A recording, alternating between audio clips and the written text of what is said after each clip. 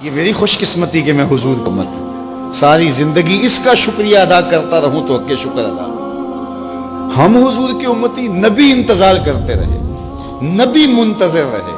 حضرت خلیل اللہ کی بارگاہ میں پکار رہے ہیں، ربنا وابعث فیہم رسولا، مالک رسول بھیج دے۔ کوئی کہتا ہے لیسا بفظ ولا بغلظ، وہ ترشرو نہیں ہوگا، سخت مزاج نہیں ہوگا، ماتھے پہ شکنے لانے والا نہیں ہوگا، وہ پیار بانٹنے والا ہوگا، بس وہ آیا جا رہا ہے۔ حضرت عیسیٰ نے تو نام بھی بتا دیا نا، مبشرم برسول یاتی من بعد اسمہ احمد، لوگوں میں جا رہا ہوں، چلو نام بھی بتا دیتا ہوں، میرے بعد جو آنے والا اس کا نام احمد ہوگا۔ نبی انتظار کرتے رہے، 12 نبیوں نے انتظار کیا حضور کی امت میں ہونے کے لیے، تمنا کی۔ نستورہ راہب انتظار کرتا رہا، بحیرہ راہب انتظار کرتا رہا۔ شب ہجر کی سختیاں کوئی اس سے جا کے پوچھے، تیری راہ تکتے تکتے جسے صبح ہو گئی۔ زندگیاں گزار دی انہوں نے۔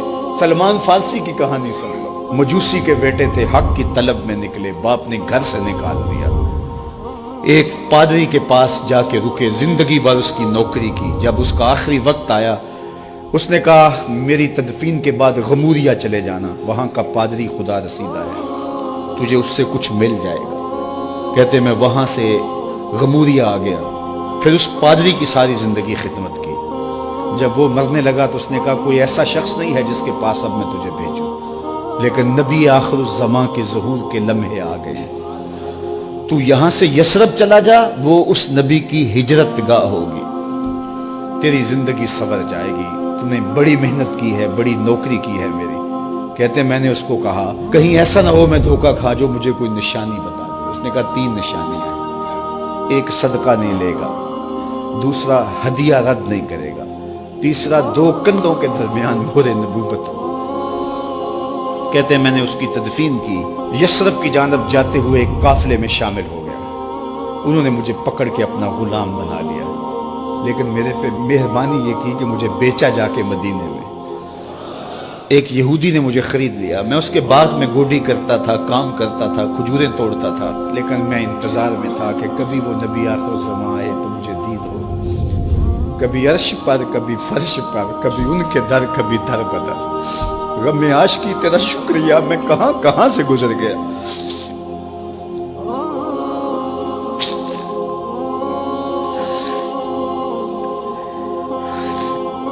کہتے ہیں ایک دن میں اپنے باغ میں کھجوریں توڑ رہا تھا کہ ہواؤں میں مستی پیدا ہو گئی اور ہر سمت سے طلع البدر علینا کی صدائیں گونجنے لگی۔ میں سمجھ گیا کہ وہ لمحے آ گئے، میں نے چھلانگ لگا دی اور دوڑ پڑا۔ میرے آقا نے سمجھا شاید غلام بھاگ گیا، اس نے دوڑ کے مجھے پکڑ لیا۔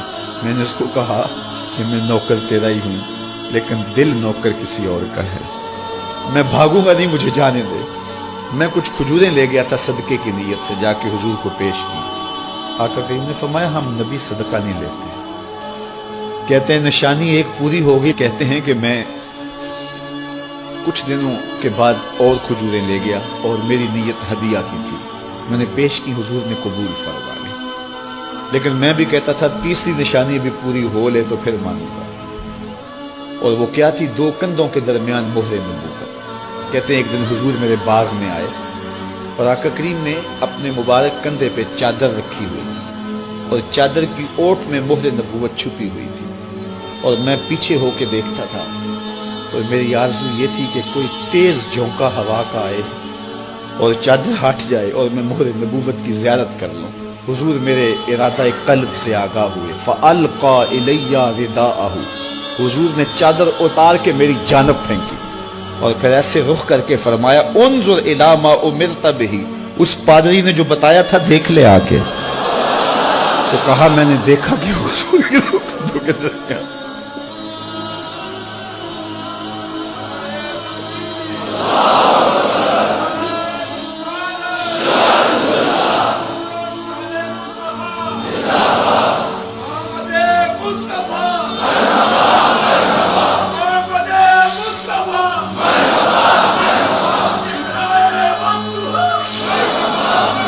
شب ہجر کی سختیاں کوئی اس سے جا کے پوچھے، تیری راہ تکتے تکتے جسے صبح ہو گئی۔ ہم نے تو کوئی انتظار نہیں کیا نا، ہم نے تو کوئی دکھ نہیں سہا، ہم سوئے تھے مقدر جاگ اٹھے، ہمارے والد مسجد سے مولوی صاحب کو بلا لائے، انہوں نے کان میں آ کے کہا مبارک ہو تو حضور کا نوکر بن کے آ رہا۔ میرے والد گرامی ایک شعر جھوم کے پڑھا کرتے تھے، محمد جانے جانا ہے پیغمبر ہو تو ایسا ہو، رسولوں کی بشارت سے مبشر ہو تو ایسا ہو، امر توقیر کا سب کو موقر ہو تو ایسا ہو، کیا ہم کو غلام ان کا مقدر ہو تو ایسا ہو۔